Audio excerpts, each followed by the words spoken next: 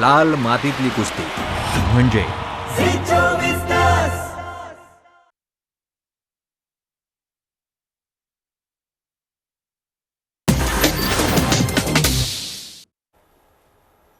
नमस्कार, मी हर्षाली हितगुज या आमच्या खास कार्यक्रमात आपलं स्वागत. या कार्यक्रमात आपण विविध आजार आणि त्यावरील उपचार याबद्दल चर्चा करत असतो आणि आजचा आपला विषय आहे एंजिओप्लास्टीची नवीन आयुधे आणि यावर चर्चेसाठी आपल्यासोबत आहे डॉक्टर अभिजित पळशीकर. डॉक्टर, स्वागत आहे तुमचं. नमस्ते. डॉक्टर अभिजित पळशीकर पुणे स्थित वरिष्ठ इंटरव्हेन्शनल कार्डिओलॉजिस्ट आहेत, तसेच सह्याद्री हॉस्पिटलच्या कार्डिओलॉजी विभागाचे प्रमुख आहेत. त्यांचे कार्यक्षेत्र प्रामुख्याने एंजिओप्लास्टी असून त्यांचे complex angioplasties, balloon valvotomy, left main interventions, bifurcations, chronic total occlusion, rotablations व डिव्हाइस क्लोजरमध्ये विशेष प्रावीण्य आहे. डॉक्टर अभिजित पळशीकर यांनी आजवर 10,000हून अधिक केसेस व 7,000हून अधिक इंटरव्हेन्शन्सवर काम केलं आहे. ते कॉम्प्लेक्स कार्डिओ ओव्हरस्क्युलर थेरॅपेटिक सीसीटी जपान 2019 तसेच नॅशनल इंटरव्हेन्शनल काउन्सिल 2012 येथे लाईफ केस ऑपरेटर म्हणून कार्यरत होते. डॉक्टर अभिजित पळशीकर यांना कार्डिओलॉजीतील कॅथरायझेशन लॅबमध्ये 15 वर्षांहून अधिकचा अनुभव आहे. चला तर मग आता विषयाकडे वळूयात. तर डॉक्टर, सगळ्यात सुरुवातीलाच एंजिओप्लास्टीबद्दल आमच्या प्रेक्षकांना सांगा. नमस्ते. एंजिओप्लास्टी म्हणजे थोडक्यात हार्ट अटॅक आल्यानंतर हृदयामध्ये जेव्हा ब्लॉकेजेस आलेले असतात ती काढण्याची उपचार पद्धती. ही उपचार पद्धती आतल्यात केली जाते. आपण त्याला म्हणू शकतो दुर्बिणीद्वारे केली जाते, ज्याच्यामध्ये कुठली चिरफाड, बेशुद्ध पाडणं, रक्तस्राव नसतं. अनफॉर्च्युनेटली ही एंजिओप्लास्टी चालू होऊन जवळजवळ 50 वर्ष पूर्ण झाले आहेत. लोकांना एंजिओप्लास्टी होते, त्याच्यात स्टेंट टाकलं जातो इथपर्यंतच माहिती आहे. पण त्याच्यामध्ये नवीन नवीन काय टेक्नॉलॉजी आली आहे, ती आपल्यापर्यंत कोणती पोहोचली आहे, त्याचा फायदा काय होतो हे फारसं लोकांपर्यंत, जनसामान्यांपर्यंत पोहोचलेलं नाही आहे. तो पोहोचवण्याचा हा आज प्रयत्न. नक्कीच. डॉक्टर, मग रक्तवाहिनीमध्ये ब्लॉक किती आहे हे कशावरून ठरतं? ट्रॅडिशनली आपण बघतो तेव्हा एंजिओग्राफीमध्ये स्क्रीनवरती जे चित्र दिसतं, जे आपण निगेटिव्ह इमेजिंग करतो की रंग रक्तवाहिनीमध्ये सोडून जिथे अडथळा असतो त्या ठिकाणी तो रक्तपुरवठा कमी झालेला दिसतो आणि तिथे ब्लॉक दिसतो. हे आपण ट्रॅडिशनली म्हणतो की हे एंजिओप्लास्टीमध्ये करायची की नाही हे आपण एंजिओग्राफीवरती ठरवतो. पण बरेच वेळा असं होतं की एखादा ब्लॉक एक तज्ज्ञ सांगतो की 40%, एक म्हणतो 60%, एक 50%. मग हे ब्लॉक किती आहे, कशा प्रकारचं आहे, कसं कळणार? तर आता याच्यामध्ये टेक्नॉलॉजी डेव्हलप झाली आहे, ज्याला आम्ही इंट्राव्हॅस्क्युलर इमेजिंग असं म्हणतो. म्हणजे थोडक्यात काय की आपण बाहेरून रक्तवाहिनी बघायच्या ऐवजी आतमध्ये जाऊन त्या रक्तवाहिनीचं इमेजिंग करणं. सगळ्यात पहिली टेक्नॉलॉजी आली ज्याला आपण आयवस म्हणतो, म्हणजे इंट्राव्हॅस्क्युलर अल्ट्रासाऊंड. थोडक्यामध्ये आपण जी सोनोग्राफी करतो त्याचा छोटासा प्रोब असतो जो तुमच्या रक्तवाहिनींच्या आतमध्ये आम्ही टाकतो. विचार करा, ही रक्तवाहिनी साधारण 3 मिलीमीटर 4 मिलीमीटर इतक्या रुंदीची असते. त्याच्यामध्ये हे छोटीशी वायर टाकून आम्ही आतनं इमेजिंग करतो. हे अल्ट्रासाऊंड आहे, ज्याच्यातनं आपल्याला कळतं की रक्तवाहिनी किती मोठी आहे, त्याच्यामध्ये ब्लॉक कशा प्रकारचा आहे, त्याच्यात कॅल्शियम जमलं आहे का, किती प्रमाणात ब्लॉक आहे, हे सगळं त्याच्यामध्ये कळतं. हा आपण असं म्हणूयात की हा जुना black and white T V. त्याच्यानंतर आत्ता जी टेक्नॉलॉजी आली ज्याला आपण OCT असं म्हणतो, ऑप्टिकल कोहरन्स टोपोग्राफी.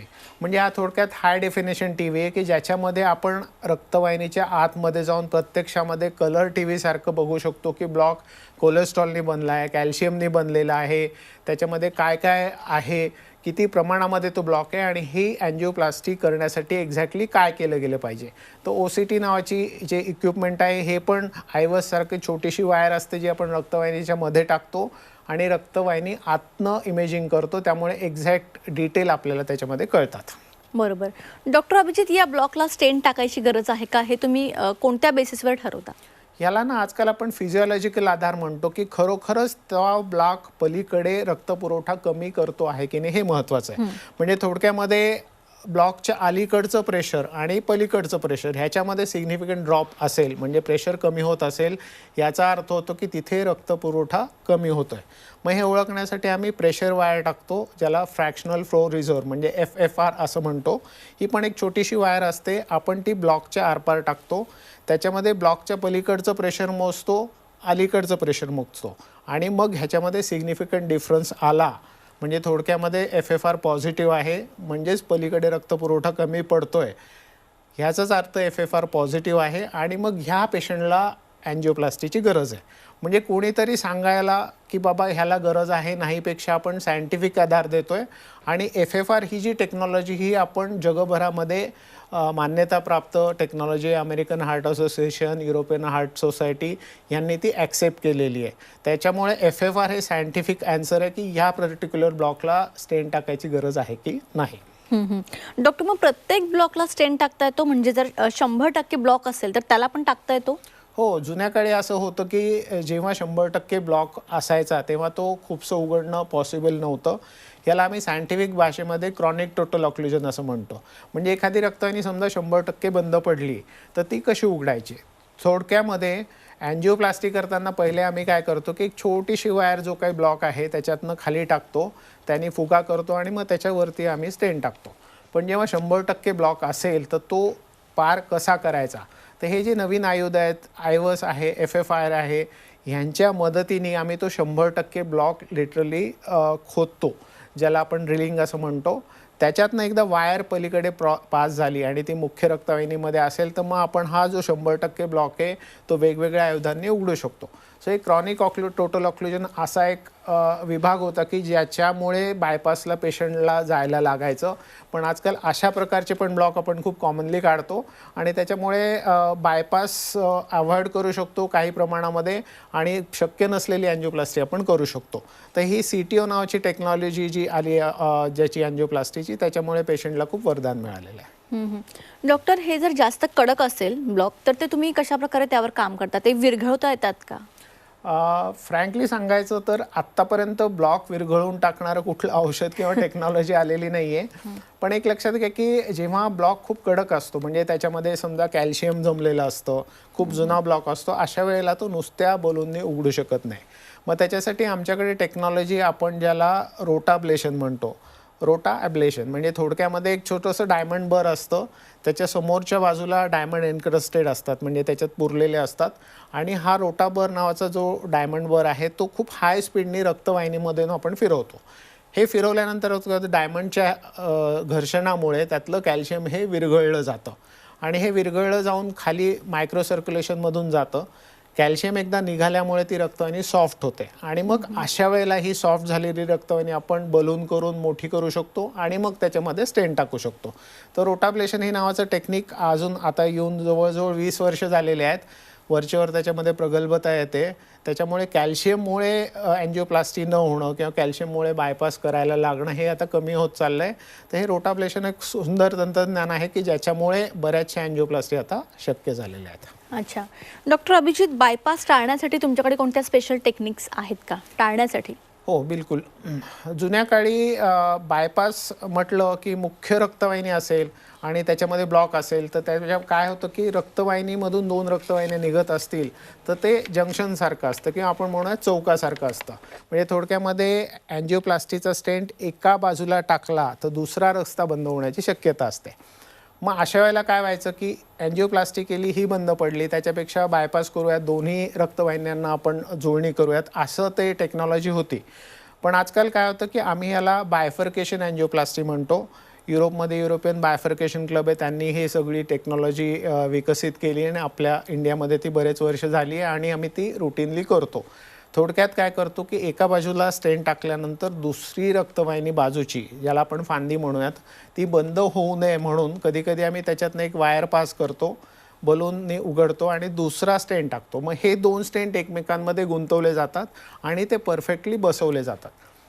याला आपण बायफर्केशन अँजिओप्लास्टी म्हणतो. आणि हे परफेक्ट होतं आहे की नाही हे बघण्यासाठी हे जे मी सांगत होतो की आयव्हस आणि OCT हे जे तंत्रज्ञान आहे ते त्याच्यासाठी कामाला येतं की हा जे स्टेंट आहे तो आतून व्यवस्थित चोपून बसला आहे की नाही, व्यवस्थित उघडला आहे की नाही, अवरोध पूर्ण दूर झाला की नाही, हे आपल्याला त्याच्यामधून इंटरनली कळतं. खरं सांगायचं झालं तर आपण honey I shrunk the kid picture बघितलं असेल की आपण छोटासा होऊन शरीरातनं इकडे तिकडे फिरतो.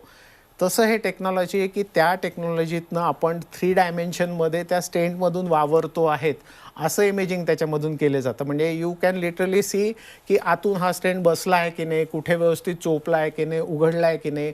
म्हणजे तुम्ही तुमच्या रक्तवाहिनीतनं फिरल्यासारखा आभास ही निर्माण केला जातो. आणि हे आपण टी व्हीमध्ये ऑपरेट करणारा कार्डिओलॉजिस्ट पण बघू शकतो आणि पेशंट पण बघू शकतो नंतर की हे सगळं कसं व्यवस्थित बसलेलं आहे. इतक्या मायक्रो लेवलला टेक्नॉलॉजी गेली आहे. त्यामुळे हे बायफर्केशननी सगळे दारं व्यवस्थित उघडले, सगळे रक्तवाहिन्या उघडल्या. तर येस, अँजिओप्लास्टीचे हे स्पेशल टेक्निक आहे की ज्याच्यामुळे आपण बायपास अवॉइड करू शकतो. नक्कीच. Doctor, Japanese technique retrograde angioplasty काय आहे आमच्या प्रेक्षकांना सांगा. हो, एक गमतीदार गोष्ट आहे की जपानमध्ये धार्मिक भावना आहे की त्यांची कल्चरल भावना आहे की बायपाससाठी आपण जेव्हा छाती उघडतो ट्रॅडिशनल बायपासमध्ये, तेव्हा छाती उघडल्यानंतर आतला जो आत्मा आहे तो उडून जातो, अशी त्यांची भावना आहे. त्याच्यामुळे आत्मा गेल्यानंतर माणूस भूतासारखा होतो किंवा झॉम्बी होतो. त्याच्यामुळे जॅपनीज लोक लवकर अँजिओप्लास्टी करायला बघतात, ते कधीच बायपासला रेडी होत नाहीत. त्याच्यामुळे जपानमध्ये असं झालं की बऱ्याच वर्षापासून काहीतरी टेक्नॉलॉजी डेव्हलप करायचा त्यांनी प्रयत्न केला आणि तो त्यांच्या चिकाटीने खूप सक्सेसफुल झाला. त्यांनी याच्यासाठी रेट्रोग्रेड अँजिओप्लास्टी नावाचा एक प्रकार विकसित केला आहे. म्हणजे असं समजूयात की हृदयाला डावीकडे आणि उजवीकडे अशा 2 रक्तवाहिन्या आहेत. समजा डाव्या बाजूची रक्तवाहिनी 100% बंद पडली आणि आपण तो ब्लॉक सरळ मार्गाने नाही काढू शकत आहे, तर मग याला त्यांनी उपाय काय केला की उजव्या बाजूच्या रक्तवाहिनीतनं जी चांगली आहे, उलट्या बाजूने ते त्या 100% ब्लॉकमध्ये चढायचा प्रयत्न केला. याला आपण रेट्रोग्रेड म्हणतो, कारण उलट्या बाजूने ते जातो आहे. आणि मग उलट्या बाजूने तो ब्लॉक पार करणं, उलट्या बाजूला येणं आणि मग तो ब्लॉक उघडणं सोपं असतं. याला आपण रेट्रोग्रेड अँजिओप्लास्टी म्हणतो. ही बेसिकली जॅपनीज टेक्नॉलॉजी आहे. भारतामध्ये ती आता आलेली आहे. आम्ही ते आता रुटीनली करतो आहे. त्यामुळे रेट्रोग्रेड अँजिओप्लास्टी की जी थोडीशी अवघड प्रकारची अँजिओप्लास्टी, कॉम्प्लेक्स अँजिओप्लास्टी आहे, पण ज्यांना बायपास करायचंच नाही आहे व्हेरियस रिझन्समुळे, फायनान्शियली म्हणा किंवा ज्यांची तयारी नाही आहे, त्यांची तब्येत चांगली नाही आहे, तर अशा लोकांसाठी हे वरदान आहे की हे 100% ब्लॉक आपण उलट्या बाजूने उघडतो. याला आपण रेट्रोग्रेड अँजिओप्लास्टी म्हणतो. आणि जॅपनीज टेक्निक खूप सक्सेसफुल झालेली आहे. जपानची ही टेक्नॉलॉजी युरोप, अमेरिका सगळीकडे ॲक्सेप्ट झालेली आहे आणि ती सगळीकडे वेगाने पसरते. खूप चांगली टेक्नॉलॉजी आहे, त्याचा फायदा नक्कीच घ्यायला पाहिजे. नक्कीच. बायपास अथवा एन्जिओप्लास्टी म्हणजे काय आणि नेमकं हे कशा प्रकारे आपण निवडू शकतो? बरेच वेळा असा प्रश्न येतो की पेशंटला ब्लॉक आहे आणि आता कुठला उपचार करायला पाहिजे. तर ढोबळमानाने आपण समजूयात की एक ब्लॉक आहे, तो 100% नाही आहे, तर ऑब्व्हियसली साहजिकपणे अँजिओप्लास्टी हा उपाय असायला हवा. कारण एक लक्षात घ्या की अँजिओप्लास्टी आतल्यात होते, ती आतल्यात केली जाते. चिरफाड बेशुद्ध पाडणं त्याच्यामध्ये काही नसतं. करायला 10 मिनिटापासून अर्धा 1 तास त्याला वेळ लागतो. झाल्यानंतर एक दिवस पेशंट ICUमध्ये राहतो, दुसऱ्या दिवशी नॉर्मली चालत घरी जाऊ शकतो. परंतु प्रश्न केव्हा येतो, जेव्हा मल्टिपल ब्लॉकेजेस आहेत, 4-5 स्टेंटची गरज आहे, पेशंटला डायबिटीस आहे किंवा काहीतरी कोमॉर्बिडिटी जसं दम्याचा आजार आहे, थायरॉईडचा आजार आहे, बाकी काही आजार आहेत, तर मग अशा वेळेला प्रश्न येतो की अँजिओप्लास्टी करावी की बायपास. कारण बायपासची सर्जरी ही ओपन हार्ट सर्जरी आहे, करायला साधारण 4 तास लागतात. टोटल 10 दिवसाचं हॉस्पिटलायझेशन असतं आणि पेशंट थोडंसं हार्ट उघडायचं म्हणजे थोडासा घाबरलेला असतो. एक सिम्पल टेक्नॉलॉजी किंवा टेक्निक आपण याला म्हणू शकतो की जेव्हा मल्टिपल ब्लॉकेजेस आहेत आणि डायबिटीस आहे, तेव्हा बायपासचा विचार सिरियसली केला पाहिजे. फायनान्शियल रिझन्समुळे, कारण मल्टिपल स्टेंट्स लागत असतात. दुसरी गोष्ट, त्याचा खर्च जास्ती होतो. अशा वेळेला मग बायपास हे एक चांगला उत्तम उपाय आहे. त्याच्यामुळे ब्लॉकेजेस किती आहेत, पेशंटचं वय किती आहे, पेशंटला डायबिटीस आहे की नाही, ह्याच्यावरून आपण हे सगळं ठरवायला हवं. आणि स्पष्ट सांगायचं झालं तर पेशंटची स्वतःची तयारी पाहिजे की आपण कुठला उपचार पद्धती करून घेतली पाहिजे. पेशंटची जेव्हा मनाची तयारी असते बायपास करायची आणि त्याला डायबिटीस आहे, तर नक्कीच बायपास करायला थोडंसं सुरुवातीला त्रास होतो, पण त्याचा लाँग टर्म रिझल्ट चांगला असतो. जेव्हा सिंगल किंवा 2 ब्लॉक असतात तेव्हा अँजिओप्लास्टी सुखकर असते, पेशंटला करायला सोपी जाते, तेव्हा त्याला अँजिओप्लास्टी निवडू द्यावी. पण पेशंटची स्वतःची मेंटल तयारी की त्यांनी ते करून घ्यायची थेरपी, हे खूप महत्त्वाचं आहे. पेशंट स्वतःचा फार विश्वास नसेल किंवा विलिंग नसेल तर त्याचे रिझल्ट चांगले येत नाहीत. पण जेव्हा कृश पेशंट आहे, ज्याला खूपसं झेपण्यासारखं नाही बायपास, त्यावेळेला अँजिओप्लास्टी हा चांगला उपचार असू शकतो. कुठलाही उपचार न देता, सायंटिफिक उपचार न देता काहीतरी छोटा मोठा उपचार देणं, अनसायंटिफिक देणं किंवा कुणाचं तरी ऐकून देणं हे योग्य नाही आहे. तुम्ही योग्य सल्ला घेतला पाहिजे की एक्झॅक्टली कुठला मार्ग निवडायचा आहे. कुणाच्या तरी सल्ल्याने जाण्यापेक्षा तुमचे नातेवाईक ह्यांनी सायंटिफिक सल्ला घेऊन काय मार्ग आहेत बघावेत आणि योग्य मार्गाच्या दृष्टीने जावं, हे त्याच्यामध्ये जास्त चांगलं राहील. नक्कीच. डॉक्टर अभिजित, ब्लॉक काढायची सक्शन टेक्निक जी आपल्याला आता व्हॉट्सअपवर आजकाल बघायला मिळते, तर ती खरी आहे का? सविस्तरमध्ये सांगा. हे ना व्हॉट्सअप युनिव्हर्सिटीतनं आजकाल खूप वेळा फिरत असतं की एक ॲनिमेशन येतं की ज्याच्यामध्ये रक्तवाहिनी दाखवली जाते, त्याच्यामध्ये रक्ताची गुठळी पडली आहे, मग तिकडून एक कॅथेटर येतं, ते सक करतं, ते क्लॉट असेल, जे काय असेल, ब्लॉक असेल, आणि मग तो काढलं जातं. आणि मग त्याच्यात खाली हेडिंग येतं की बाबा ही टेक्नॉलॉजी नवीन आली आहे आणि ह्यानी ब्लॉक 100% काढला जातो आणि याला स्टेंटची गरज नाही वगैरे वगैरे. फ्रँकली ना याला आपण थ्रॉम्बस सक्शन टेक्निक असं म्हणतो. एक लक्षात घ्या की जेव्हा तरुण पेशंट असतो आणि त्याला हार्ट अटॅक आलेला असतो, तेव्हा तो हार्ट अटॅक नॉर्मली रक्ताची गुठळी झाल्यामुळे असतो. जेव्हा पेशंट वृद्ध असतो, मध्यमवयीन असतो, त्यावेळेला काय होतं की त्याच्या रक्तवाहिनीमध्ये कोलेस्ट्रॉलचे ब्लॉक जमलेले असतात. आणि हे ब्लॉक नुसते पडलेले नसतात की बाबा कोलेस्ट्रॉल तिथे पडलंय, असं नाही येते.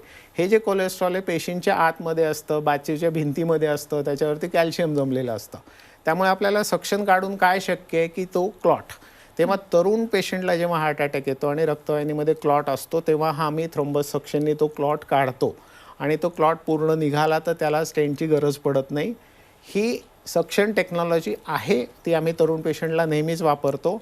परंतु जेव्हा कोलेस्ट्रॉलचा ब्लॉक आहे, कॅल्शियम आहे, ते खरवडून काढणं शक्य नाही आहे, तेव्हा ही टेक्नॉलॉजी यूजला येत नाही. सो त्याला थोडासा अर्धवट माहिती दिली गेली आहे की ही टेक्नॉलॉजी आहे, पण ती सिलेक्टेड पेशंटमध्ये. कुणाला समजा मेटल नाही टाकता आलं, स्टेंट नाही टाकता आलं तर आम्हाला नेहमीच आनंद होईल, परंतु जेव्हा गरज असते तेव्हा ते टाकणं गरजेचं आहे. आम्हाला माहिती आहे की जेव्हा पूर्ण ब्लॉक निघून जातोय क्लॉटचा, तेव्हा तिथे गरज नाही आहे. ही टेक्नॉलॉजी आहे, पण तरुण माणसांसाठी, वयोवृद्धांसाठी नाही. अच्छा, नक्कीच. तर डॉक्टर अभिजित पळशीकर यांच्यासोबत ही आमची चर्चा अशीच चालू राहणार आहे. मात्र वेळ झाली एक छोट्याशा ब्रेकची. कुठेही जाऊ नका, पाहत रहा झी24 तास. ब्रेकनंतर आपल्या सर्वांचं पुन्हा एकदा स्वागत. आपल्यासोबत आहे डॉक्टर अभिजित पळशीकर. यांच्यासोबत आपण चर्चा करत होतो, तर पुन्हा एकदा चर्चेकडे वळूयात. तर डॉक्टर, आता सगळ्यात महत्त्वाचा प्रश्न, स्टेंट टाळणं हे आपण टाळू शकतो का आणि केव्हा टाळू शकतो? स्टेंट हे शेवटी मेटलचा पदार्थ आहे. ह्युमन बॉडीमध्ये हा फॉरेनचा पदार्थ आहे. जेव्हा शक्य आहे तेव्हा आम्ही हा स्टेंट टाळण्याचा प्रयत्न करतो. खरं सांगायचं झालं तर अँजिओप्लास्टी या टेक्निकची जेव्हा सुरुवात झाली, ही गोष्ट आहे 1978 साली, जेव्हा पहिल्यांदा स्वित्झर्लंडमध्ये अँजिओप्लास्टी झाली. त्याच्यानंतर जवळजवळ 10 ते 15 वर्ष फक्त बलून करणं हे टेक्निक होतं, ज्याला आपण पोबा असं म्हणतो, म्हणजे प्लेन बलूनिंग होतं. तर त्या काळी आम्ही काय करायचो की नुसता बलून उघडायचो, ब्लॉक काढायचो आणि बलून कोलॅप्स करून काढून घ्यायचो. म्हणजे जो काही ब्लॉक आहे तो उघडला जायचा आणि ते रक्तपुरवठा सुरळीत व्हायचा. पण नंतर कालांतराने असं लक्षात आलं की ह्या ज्या रक्तवाहिन्या आहेत त्या इलॅस्टिक आहेत. बरोबर आहे, ते इलॅस्टिक स्ट्रक्चर आहे. बलूनने फुगवल्यानंतर मोठं होतं, काढल्यानंतर परत ते छोटं होतं. त्यामुळे आपण नुसती बलूनने अँजिओप्लास्टी केली तर कधी कधी ते रिकॉईलमुळे तो ब्लॉक परत इथे येतो. त्याच्यामुळेच मग हा स्टेंटचा विकास झाला की ज्याच्यामध्ये हे स्कॅफोल्ड असतं की मेटलची जाळी असते, ती आपण ताणून ठेवतो सो दॅट ते परत रक्तवाहिनी छोटी होऊ नये. मग ओव्हर द पिरियड लक्षात आलं की खूप धातू शरीरामध्ये टाकणं योग्य नाही आहे. मग आता जी विकसित टेक्नॉलॉजी, ज्याला आपण म्हणतो ड्रग एल्युटिंग बलून, म्हणजे आम्ही काय करतो, त्या बलूनवरती औषधाचं कोटिंग असतं. रक्तवाहिनीमध्ये जाऊन जिथे ब्लॉक आहे तिथे तो बलून आपण उघडतो, बराच वेळ, साधारण 1 मिनिट उघडून ठेवतो. या वेळामध्ये काय होतं की त्याच्यामध्ये जे औषध आहे ते रक्तवाहिनीमध्ये ट्रान्सफर होतं. हे औषध जे असतं ते हृदयाचं चोकअप वाढू नये किंवा तिथे परत ग्रोथ होऊ नये ह्याच्यासाठी असतं. त्यामुळे तिथे औषध लावल्यानंतर आपण तो बलून डिफ्लेट करून काढून घेतो. अशा कंडिशनमध्ये समजा ती रक्तवाहिनी रिकॉईल नाही झाली, म्हणजे परत छोटी नाही झाली, तर मग अशा वेळेला आपल्याला स्टेंट टाकणं टाळू शकतो. आणि हे स्टेंट टाकणं टाळणं चांगली गोष्ट आहे, कारण लॉंग टर्ममध्ये धातू राहत नाही, तिथे परत ब्लॉक येण्याची शक्यता राहत नाही. बऱ्याच वेळा असं होतं की 2-4 दिवसांनी पेशंटला एखाद्या मोठ्या ऑपरेशनला जायचं असतं आणि अँजिओप्लास्टी नंतर आपण जी रक्त पातळ करणारी औषधं देतो त्याच्यामुळे बऱ्याच वेळा ऑपरेशन करणं शक्य होत नाही. तर अशा पेशंटला आपण नुसतं बलून केला आणि औषधं थांबवली दुसऱ्या दिवशी तर चालतात. पेशंट निर्धोक घरी जाऊ शकतो आणि त्याला सर्जरी पण करता येते. त्यामुळे औषधाचं हे जे ड्युरेशन आहे ते आपण छोटं करू शकतो. तर या ठराविक सबसेटमध्ये आपण स्टेंट नक्कीच टाळू शकतो. नक्कीच. डॉक्टर अभिजित, या स्टेंटचे प्रकार किती आहेत आणि ते कधी केव्हा वापरावे याबद्दल थोडक्यात सांगा. स्टेंट जेव्हा सुरुवातीला तयार झाले किंवा जेव्हा वापरामध्ये आले ते स्टेनलेस स्टीलचे होते. आपण त्याला बेअर मेटल स्टेंट म्हणूयात. त्याच्यानंतर मग त्याच्यामध्ये कोबाल्ट क्रोमियम नावाचं अलॉय आलं की ज्याची लवचिकता जास्ती आहे, त्याची स्ट्रेंथ जास्ती आहे. हे जे स्टेंट आहेत ते सगळ्यात सुरुवातीला आले होते. प्रॉब्लेम या स्टेंटचा असा की या स्टेंटमध्ये परत चोकोप येण्याची शक्यता, ज्याला आम्ही रिस्टेनोसिस म्हणतो, तो जवळजवळ 40% असतो. या स्टेंटमध्ये टाकल्यानंतर वर्षभरामध्ये 40% रुग्णांना हा स्टेंट परत ब्लॉक होतो. डायबिटीस असेल तर ती ब्लॉक होण्याची शक्यता जास्ती असते. त्यामुळे हा जो स्टेनलेस स्टीलचा स्टेंट आहे आजकाल जवळजवळ नाहीसा होत आला आहे. काही योजनांमध्ये तो वापरला जातो. मोदी सरकारच्या उपलब्धतेमुळे या स्टेंटची किंमती खूप कमी झाली आहेत. त्याच्यामुळे हा जो बेअर मेटल स्टेंट आहे, स्टेनलेस स्टीलचा स्टेंट आहे, हा कालबाह्य झालेला आहे. पण तो एक इतिहासाचा भाग आहे किंवा अजून भारतासारख्या विकसनशील देशामध्ये तो अवेलेबल आहे. पण हा स्टेंट टाकणं खूपसं चांगलं नाही, कारण त्याच्यामध्ये परत ब्लॉक येण्याची शक्यता खूप जास्ती आहे. एकदा स्टेंटमध्ये ब्लॉक आला तर दुसरा स्टेंट टाकणं किंवा बायपास करणं हेच पर्याय त्याच्यामध्ये राहतात. तर हा स्टेंट खूप जुना आहे, वापरण्याच्या योग्य नाही आहे. त्याच्यानंतर जे स्टेंट आले त्याला आपण ड्रग कोटेड स्टेंट म्हणतो. काही जण त्याला इम्पोर्टेड म्हणतात किंवा औषधाने कोटेड म्हणतात. त्या स्टेंटवरती औषधाचं कव्हरिंग असतं.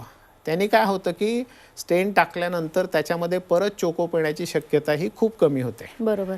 आता हे ड्रग कोटेड स्टेंट साधारण 91-92 साली आल्यापासून आता आपण जे वापरतोय चौथ्या जनरेशनचे स्टेंट आहेत, म्हणजे त्याच्यामध्ये तेवढी डेव्हलपमेंट झाली आहे. या स्टेंटमध्ये आयुष्यभरामध्ये परत ब्लॉक येण्याची शक्यता ही 1% पेक्षा कमी असते.